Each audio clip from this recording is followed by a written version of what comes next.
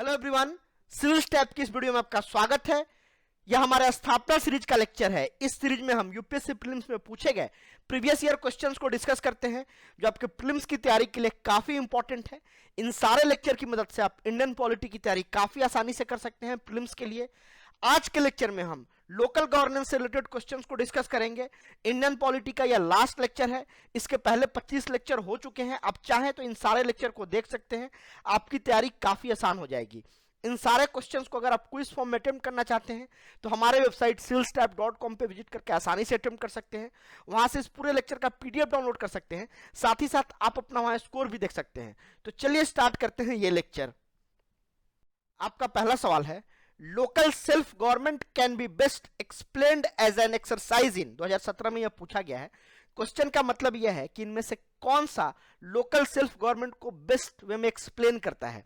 आपका option A है federalism, B है डेमोक्रेटिक डिसेंट्रलाइजेशन, सी है एडमिनिस्ट्रेटिव डेलीगेशंस और डी है डायरेक्ट डेमोक्रेसी। आपको यह बताना है कि लोकल सेल्फ गवर्नमेंट को इनमें से कौन सा ऑप्शन बेस्ट एक्सप्लेन करता है। डेमोक्रेटिक डिसेंट्रलाइजेशन इनमें से बेस्ट एक्सप्लेन करता है।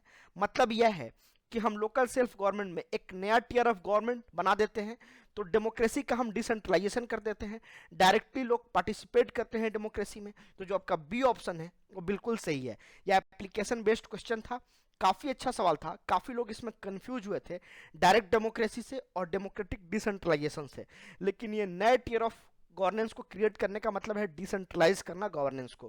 तो इसे आप ध्यान रखिए, काफी इंपॉर्टेंट है ये।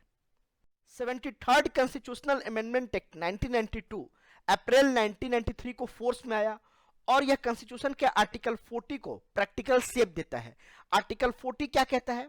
State shall take steps to organise village panchayats and endow them with such power authority as may be necessary to enable them to function as unit of self government. मतलब यह है कि स्टेट विलेज पंचायत ऑर्गेनाइज करेगा और इतना power और authority देगा कि वो सेल्फ गवर्नमेंट को परफॉर्म कर सके। तो ये काफी इंपॉर्टेंट प्रोविजन आर्टिकल 40 में, और ये जो कॉन्स्टिट्यूशनल अमेंडमेंट एक्ट था उसे प्रैक्टिकल शेप देता है।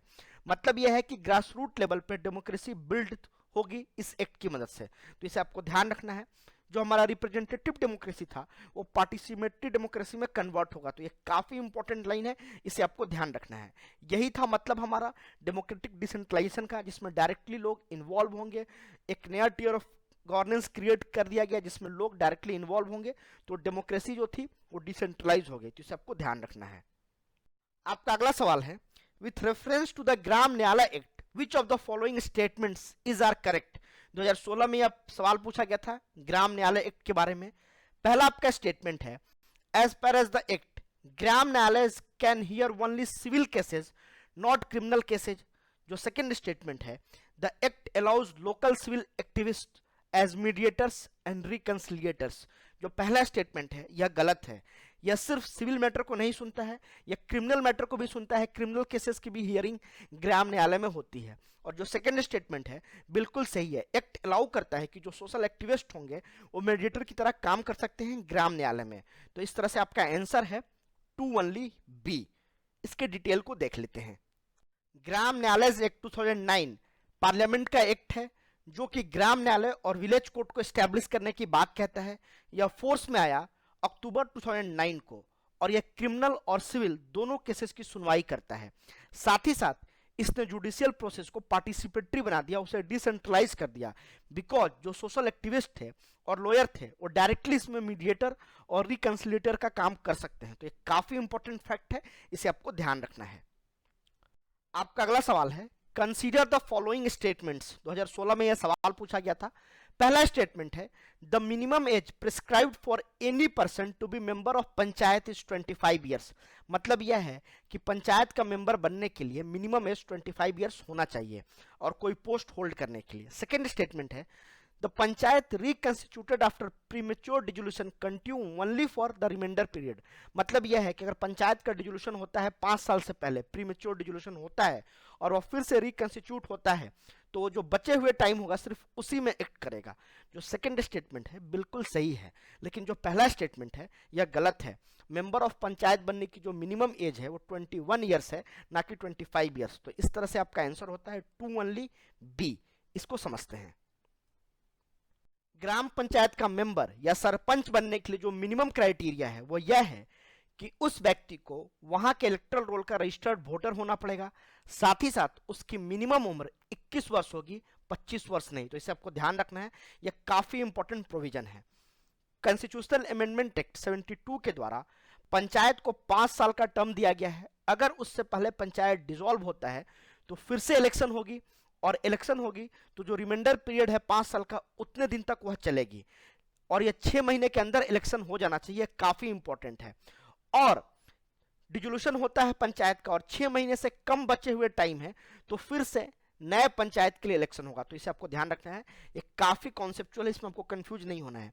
अगर पंचायत डिसॉल्व होता है और 6 महीने से ज्यादा समय है तो चुनाव होगा फिर से, बस रिमाइंडर पीरियड के लिए। लेकिन अगर पंचायत डिसॉल्व होता है और लेस देन 6 मंथ है तो फिर से फ्रेश पंचायत के लिए चुनाव होगी। तो इसे आपको ध्यान रखना है, आपको कंफ्यूज होने की कोई जरूरत नहीं है, काफी कॉन्सेप्चुअल कॉन्सेप्ट है।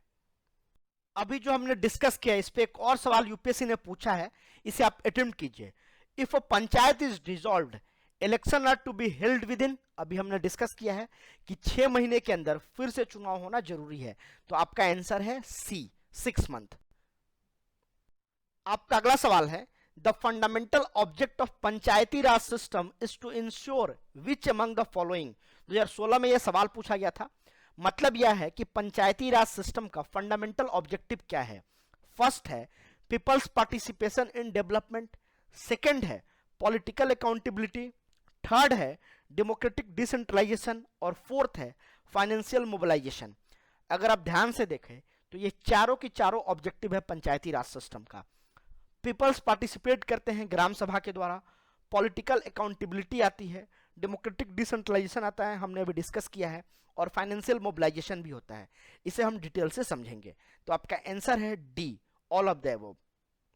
73rd कॉन्स्टिट्यूशनल अमेंडमेंट एक्ट यह प्रोविजन करता है कि स्टेट लेजिस्लेचर पंचायत को ऑथराइज कर सकता है कि वो किसी तरह का टैक्स कलेक्ट कर सकते हैं, किसी तरह का ड्यूटी लगा सकते हैं, टोल टैक्स कलेक्ट कर सकते हैं, साथ ही साथ पंचायत पे भी वो टैक्स लगा सकते हैं। तो इसे भी आप ध्यान रखिएगा, ये काफी इंपॉर्टेंट है। पंचायत को कैसे ग्रांट्स इन एड दिया जाएगा यह भी स्टेट लेजिस्लेचर डिसाइड करेगा, तो ये काफी इंपॉर्टेंट है। साथ ही साथ यह भी प्रोवाइड करता है कि कैसे पंचायत के फंक्शन के लिए फंड क्रिएट किया जाए। तो स्टेट लेजिस्लेचर को यह पावर दिया गया है कि पंचायत को फाइनेंशियली इक्विप करे कि वो अपने फंक्शन को अच्छे से चला पाए। तो इसे आपको ध्यान रखना है, फाइनेंशियल मोबिलाइजेशन की बात कही गई है। साथ ही साथ यह एक्ट ग्राम सभा का भी प्रोविजन करता है। ग्राम सभा का मतलब यह है कि जो भी वहां के इलेक्टोरल वोटर होंगे, जो भी रजिस्टर्ड वोटर होंगे, वो ग्राम सभा के मेंबर हो सकते हैं और डायरेक्ट डिसीजन मेकिंग में इन्वॉल्व हो सकते हैं। तो ये काफी बड़ा प्रोविजन है डायरेक्ट गवर्नमेंट चलाने का। डिसेंट्रलाइज कर दिया गया है गवर्नमेंट को, सभी लोग गवर्नमेंट के पार्ट हैं। अगर आप ग्राम सभा की मदद से सोचें तो ऐसा भी सोच सकते हैं कि सारे लोग गवर्नमेंट के डिसीजन मेकिंग में हेल्प कर रहे हैं। तो इस इंपॉर्टेंट फैक्ट को आप ध्यान रखिए, काफी इंपॉर्टेंट है ये। आपका अगला सवाल है, the government enacted the Panchayat extension to schedule areas PESA act in 1996, which one of the following is not identified as its objective? Government ने पेसा एक्ट को इनेक्ट किया था 1996 में, इनमें से कौन सा उसका ऑब्जेक्टिव नहीं है? आपका ऑप्शन ए है to provided self governance, to recognise traditional rights, to create autonomous region in tribal areas, to free tribal people from exploitation. आपको यह बताना है कि कौन सा ऑप्शन पेसा एक्ट में नहीं है। जो आपका ऑप्शन सी है to create autonomous region in tribal areas, इसकी बात नहीं कही गई है एक्ट में, बाकी सारे प्रोविजन एक्ट में दिए गए हैं। इसके डिटेल को देखते हैं। लोकल गवर्नेंस के लिए गवर्नमेंट ने 2 कॉन्स्टिट्यूशनल अमेंडमेंट एक्ट बनाए थे, 73rd and 74th constitutional amendment act, लेकिन ये एक्ट 5th शेड्यूल एरियाज में एप्लीकेबल नहीं थे। लेकिन इस एक्ट में यह प्रोविजन किया गया था कि पार्लियामेंट चाहे तो अलग से प्रोविजन बना सकती है 5th शेड्यूल एरियाज के लिए। तो पार्लियामेंट ने 1996 में provision of panchayat extension to schedule areas act को इनेक्ट किया, जिसे हम पेसा एक्ट कहते हैं या एक्सटेंशन एक्ट भी कहा जाता है। इसके कुछ प्रोविजन को देख लेते हैं। इसमें यह कहा गया कि यह सेल्फ रूल प्रोवाइड करेगा ट्राइबल पॉपुलेशन के लिए, साथ ही साथ यह पार्टिसिपेटरी डेमोक्रेसी पे काम करेगा, और ग्राम सभा जो होगा वो न्यूक्लियस होगा जिसमें सारी एक्टिविटीज की जाएंगी और सारे सिटीजन इसमें इन्वॉल्व होंगे। साथ ही साथ या फ्रेमवर्क प्रोवाइड करेगा ताकि जो ट्रेडिशनल प्रैक्टिसेज हैं उसे बचाया जा सके, उसे सेफगार्ड किया जा सके, जो ट्राइबल कम्युनिटीज हैं उनके ट्रेडिशन को प्रिजर्व किया जा सके, उनके कस्टम को बचाया जा सके, यह एक्ट प्रोविजन करता है। तो काफी इंपॉर्टेंट है, इसे आपको ध्यान रखना है। साथ ही साथ यह एक प्रोविजन देता है to empower panchayat at appropriate level with specific power conducive to tribal requirements. मतलब यह है कि पंचायत को ऐसे एम्पावर किया जाएगा कि वो ट्राइबल के रिक्वायरमेंट के लिए काम करे, जो ट्राइब हैं उनके रिक्वायरमेंट के लिए काम करे। तो काफी इंपॉर्टेंट है, इसे आपको ध्यान रखना है। एक और महत्वपूर्ण प्रोविजन है to prevent panchayat at higher level from assuming the power and the authority of panchayats at the lower level of the ग्राम सभा। मतलब यह है कि ग्राम सभा के पास ज्यादा पावर होना चाहिए और जो हायर लेवल पंचायत होगा उसे रोका जाएगा कि ऐसा ना हो कि वो ग्राम सभा के सारे पावर को ले ले। तो इन सारे फैक्ट को ध्यान रखिए, पेशा एक्ट से रिलेटेड काफी इंपॉर्टेंट है। 2 बार यूपीएससी अब तक सवाल पूछ चुकी है, आगे भी सवाल रिपीट किया जा सकता है। आपका अगला सवाल है The Constitution 73rd Amendment Act 1992 which aims at promoting the Panchayati Raj institutions in the country provides for which of the following। आपको यह बताना है कि जो 73rd Constitutional Amendment Act लाया गया था कौन सा प्रोविजन उसमें है। आपका पहला है statement Constitution of Direct Planning Committees, second है State Elections to Conduct All panchayat Elections, तीसरा है Establishment of State Finance Commissions। जो सेकेंड एंड थर्ड है ये प्रोविजन है, और जो पहला है यह 74th कॉन्स्टिट्यूशनल अमेंडमेंट एक्ट में है जो कि म्युनिसिपैलिटीज के लिए लाया गया था, ना कि पंचायती राज के लिए। 73rd में ये नहीं है। तो आपका ऑप्शन है 2 and 3 ओनली। अगर आपको पता होता कि पहला ऑप्शन गलत है और सेकेंड थर्ड के बारे में अगर आपको नहीं पता होता फिर भी आप इस क्वेश्चन को कर सकते थे, बिकॉज आपका ए एलिमिनेट हो जाता, बी एलिमिनेट हो जाता और डी एलिमिनेट हो जाता। तो आपको यूपीएससी प्रीलिम्स में एलिमिनेशन टेक्निक को हमेशा ध्यान रखना है, बिकॉज बहुत बार ऐसा होगा कि सारे स्टेटमेंट आपको नहीं पता होंगे, लेकिन एक स्टेटमेंट की मदद से आप ऑप्शन को एलिमिनेट करके क्वेश्चन को सॉल्व कर सकते हैं। तो आप जरूर देखिए जब भी आपको प्रीलिम्स का क्वेश्चन मिले कि आप एलिमिनेट कर पा रहे हैं या नहीं कर पा रहे हैं ऑप्शंस को। आंसर है सी। 73rd कॉन्स्टिट्यूशनल अमेंडमेंट एक्ट में कुछ कंपलसरी प्रोविजंस किए गए हैं, यह काफी इंपॉर्टेंट है। इन सारे प्रोविजंस को आप ध्यान रखिए, यूपीएससी काफी बार इनसे सवाल पूछ चुकी है और आगे भी पूछ सकती है। पहला है ऑर्गेनाइजेशन ऑफ ग्राम सभा इन विलेज और ग्रुप ऑफ विलेज। मतलब यह है कि विलेज लेवल पे ग्राम सभा को ऑर्गेनाइज किया जाएगा, एक ग्राम सभा बनाई जाएगी या कुछ गांवों को मिला करके ग्राम सभा बनाया जाएगा। तो इसे आपको ध्यान रखना है। Establishment of panchayat at the village, intermediate और डिस्ट्रिक्ट लेवल। मतलब विलेज लेवल पे, ब्लॉक लेवल पे और डिस्ट्रिक्ट लेवल पे, 3 लेवल पे पंचायत सिस्टम क्रिएट की जाएगी। तो काफी इंपॉर्टेंट है। जो भी मेंबर्स होंगे उनका डायरेक्ट इलेक्शन होगा तीनों लेवल के लिए, विलेज लेवल के लिए भी, ब्लॉक लेवल के लिए भी और डिस्ट्रिक्ट लेवल पे भी। सारे मेंबर का इलेक्शन डायरेक्ट होगा और जो भी चेयरपर्सन होंगे पंचायत के उनका इलेक्शन इनडायरेक्ट होगा। तो ये सारे कंपलसरी प्रोविजन आप ध्यान रखिएगा। जो हेड चुने जाएंगे तीनों लेवल पे, चेयरपर्सन चुने जाएंगे, उनका इनडायरेक्ट इलेक्शन होगा। और पंचायत का चुनाव लड़ने के लिए मिनिमम एज क्राइटेरिया 21 साल फिक्स किया गया है। तो ये भी काफी इंपॉर्टेंट है। एससीज और एसटीज के लिए सीट रिजर्व रहेंगे, महिलाओं के लिए 1/3 सीट रिजर्व रहेगा। ये काफी बड़ा प्रोविजन था, तो इसे आपको ध्यान रखना है।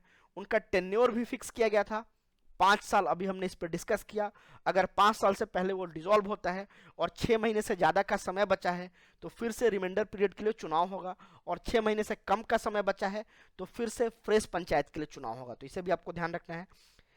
स्टेट इलेक्शन कमीशन की बात कही गई है, पंचायत का चुनाव कराने के लिए स्टेट इलेक्शन कमीशन बनाया जाएगा। तो यह भी काफी इंपॉर्टेंट है। साथ ही साथ हर 5 सालों पे स्टेट फाइनेंस कमीशन को भी कंस्टिट्यूट किया जाएगा। तो यह भी काफी इंपॉर्टेंट है। गवर्नर ये फाइनेंस कमीशन को कंस्टिट्यूट करते हैं, जो उन्हें रिकमेंडेशन देती है फंड के डिस्ट्रीब्यूशन को लेकर के, और कैसे पंचायत के फंड मिले, कैसे उन्हें अपने फंक्शन को एग्जीक्यूट करने में फंड की कमी ना हो। ये सारा recommendation state finance commission governor को देता है।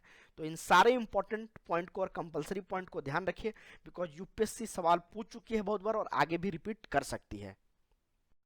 अभी जो हमने डिस्कस किया इस पे आप एक सवाल अटेम्प्ट कीजिए। ये 1995 में पूछा गया है, एक पुराना सवाल है। Which one of the following is incorrect in respect of local government in India? पहला आपका स्टेटमेंट है, According to Indian Constitution, local government is not an independent tier in the federal system. सही बात है, ये स्टेट लेजिस्लेचर के अंदर काम करता है, इंडिपेंडेंट टियर नहीं है गवर्नमेंट का। सेकंड है, 30% of seat in local bodies are reserve for women, अभी हमने डिस्कस किया 1/3 रिजर्व है, मतलब 33%, 30% नहीं है, तो आपका गलत आंसर यहीं से मिल गया। सी है local government finances are to be provided by a commission, बिल्कुल सही, अभी हमने डिस्कस किया। Elections to local bodies are to be determined by a commission, state election commission की बात कही गई है कंपलसरी प्रोविजंस में, तो ये भी सही है और पहला भी सही है, लेकिन जो बी ऑप्शन है आपका गलत है। तो देखिए कैसे कंपलसरी प्रोविजन से यूपीएससी अपने कॉन्सेप्ट और सवाल रिपीट कर रही है। एक और सवाल है, इसे आप अटेम्प्ट कीजिए। What is the system of governance in panchayati raj setup, 1996 में पूछा गया है। Single tier structure of local self government at village level, 2-tier system of local self-government at village and block levels, 3-tier structure of local self-government at village, block and district levels, 4-tier system of local self-government at village, block, district and state level।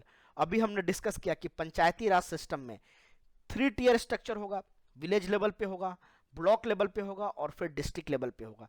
तो 3 level system बनाया गया था उसमें पंचायती Raj system में, तो इसे आपको ध्यान रखना है, काफी इंपॉर्टेंट है ये। इसका आंसर है सी।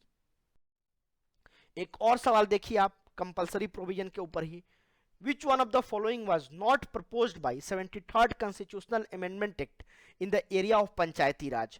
पहला है 33% seats in all elected rural local bodies will be reserve for women candidates at all levels, बिल्कुल सही है, तीनों लेवल पे 1/3 सीट 33% सीट महिलाओं के लिए आरक्षित होगा, तो ये आपका सही हो जाता है।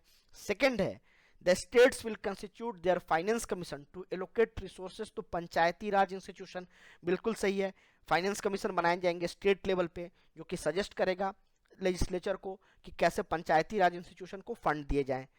तीसरा है the panchayati raj elected functionaries will be disqualified to hold their offices if they have more than 2 children, ऐसा कोई भी प्रोविजन नहीं किया गया है, तो आपका ये गलत हो जाता है। जो डी है the election will be held in 6 month time if panchayat bodies are suspended और dissolve by the state government, अभी हमने डिस्कस किया कि 6 महीने के अंदर चुनाव कराना कंपलसरी होगा अगर पंचायत बॉडीज को डिसॉल्व किया जाता है तो इसे आपको ध्यान रखना है, यह भी सही है, तो आपका गलत आंसर हो गया सी। रॉन्ग ही पूछा जा रहा है कि कौन प्रपोज नहीं किया गया था, तो सी उसमें प्रपोज नहीं किया गया था, तो इसे आपको ध्यान रखना है। देखिए कंपलसरी प्रोविजन पे यूपीएससी कितने सवाल रिपीट कर चुकी है, तो अब सारे कंपलसरी प्रोविजन को ध्यान रखिए बिकॉज आगे भी सवाल रिपीट हो सकता है उससे। एक और सवाल देखिए 73rd constitutional amendment act 1992 refers to, 2000 में यह सवाल पूछा गया था, आपका ऑप्शन ए है generation of gainful employment for unemployed and under employed men and women in rural areas, ऐसी कोई बात नहीं कही गई है। सेकेंड है generation of employment for able bodies adults who are in need and desires of work during the lean agricultural season, ऐसी कोई बात नहीं कही गई है। सी क्या है lying the foundation for strong and vibrant Panchayati raj institution in the country, बिल्कुल यही बात कही गई है, जो 73rd कॉन्स्टिट्यूशनल अमेंडमेंट एक्ट है उसमें पंचायती राज इंस्टीट्यूशन की बात कही गई है, तो आपका आंसर सी बिल्कुल सही है। और जो आपका डी ऑप्शन है guarantee of right to life liberty and security of person equality before law and equal protection without discrimination, ऐसी कोई बात नहीं कही गई है इस कॉन्स्टिट्यूशनल अमेंडमेंट एक्ट में, तो जो आपका सी ऑप्शन है वो सही होता है। देखिए कैसे डायरेक्ट सवाल पूछती है, अगर आपको सिर्फ इतना पता हो कि 73rd पंचायती राज इंस्टीट्यूशन के बारे में बात करता है तो आप इस क्वेश्चन को सॉल्व कर लेंगे, कितना आसान सवाल है, डायरेक्ट सवाल है, यूपीएससी डायरेक्ट सवाल भी पूछती है, बाकी ऑप्शन बस कंफ्यूज करने के लिए होते हैं, लेकिन एक ऑप्शन डायरेक्ट होता है, तो ऐसे ऑप्शन को आपको पकड़ना है और इस तरह के क्वेश्चन को सॉल्व करना है। आंसर है सी। आपका अगला सवाल है in the new Panchayati Raj Bill enacted in 1993, there are several fresh provisions deviating from the past. Which one of the following is not one such provisions? आपको यह बताना है कि जो पंचायती राज बिल आया था 1993 में, उसमें जो नए प्रोविजंस किए गए, इनमें से कौन उस नए प्रोविजन में नहीं था, बस आपको यह बताना है। आपका ऑप्शन ए है a number of added responsibilities in the area of agriculture, rural development, primary education and social forestry among others. B है election being made mandatory for all posts at the time they are due. C है statutory representation for women in the panchayats up to 1/3 of the strength. D है regular remuneration to the panchayat members so as to ensure their punctuality and accountability। ये provision नहीं किया गया था, बाकी सारे provision नए एक्ट में थे। अभी हमने देखा इलेक्शन की बात कही गई थी, वुमेन रिप्रेजेंटेशन की बात कही गई थी, और इस एक्ट में एक आर्टिकल जोड़ा गया था, उसमें 29 सब्जेक्ट डिफाइन किए गए थे पंचायत के लिए, जिसमें एग्रीकल्चर था, रूरल डेवलपमेंट था, प्राइमरी एजुकेशन थे, सोशल फॉरेस्ट्री थी। तो इसे आपको ध्यान रखना है। आपका आंसर है डी, ये नए प्रोविजन में नहीं था, बाकी सारे नए प्रोविजन में थे। 73rd अमेंडमेंट एक्ट कॉन्स्टिट्यूशन में एक नया पार्ट जोड़ता है, पार्ट 9। तो इसे आपको ध्यान रखना है, यह काफी इंपॉर्टेंट है। और यह एक नया शेड्यूल भी ऐड करता है, शेड्यूल 11, ये भी इंपॉर्टेंट है। और इसके अंतर्गत आर्टिकल 243 से लेकर के 243O तक नए आर्टिकल ऐड किए गए। आर्टिकल 243G में 29 फंक्शनल आइटम्स डिसाइड किए गए पंचायत के लिए। इनका एग्जॉस्टिव लिस्ट यहाँ पे दिया है, आप चाहें तो इस लिस्ट को देख सकते हैं।